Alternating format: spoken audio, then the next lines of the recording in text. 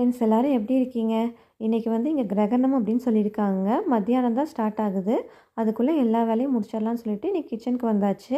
இன்னைக்கு பிரேக்ஃபாஸ்ட்டுக்கு நேற்று ஆட்டி வச்சிருந்த மாவு பார்த்தீங்கன்னா நல்லா பொங்கி இருந்துச்சு. அதனால் இட்லி தான் ஊற்றுறேன். இன்றைக்கி நெஞ்சு சளிக்கு ஒரு நல்ல ஹோம் ரெமெடி இருக்குங்க. ஒரு பவுலில் 1/2 ஸ்பூனுக்கு பட்டை பொடி எடுத்துக்கோங்க, அதாவது சின்னமன் பவுடர். 1/4 ஸ்பூனுக்கு நுணுக்கின குருமிளகுத்தூள் எடுத்துக்கோங்க.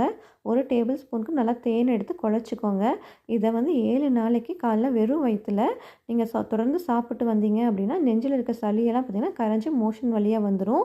இது நல்ல ஹோம் ரெமெடிங்க. ட்ரை பண்ணி பாருங்கள். குழந்தைகள்லேருந்து அதாவது 5 வயசுக்கு மேலேருந்து பெரியவங்க வரைக்கும் சாப்பிட்லாம். என் பொண்ணுக்கு என்னைக்காவது சளி பிடிச்சி நெஞ்சில் கட்டி இருந்துச்சு அப்படின்னா இது தான் நான் கொடுப்பேன். அதுக்கப்புறம் இட்லிக்கு பார்த்திங்கன்னா இன்றைக்கி கத்திரிக்காய் தக்காளி பஜ்ஜி தான் பண்ணியிருக்கேன். இதோட ரெசிபி நம்ம சேனலில் இருக்குது, ட்ரை பண்ணி பாருங்கள்.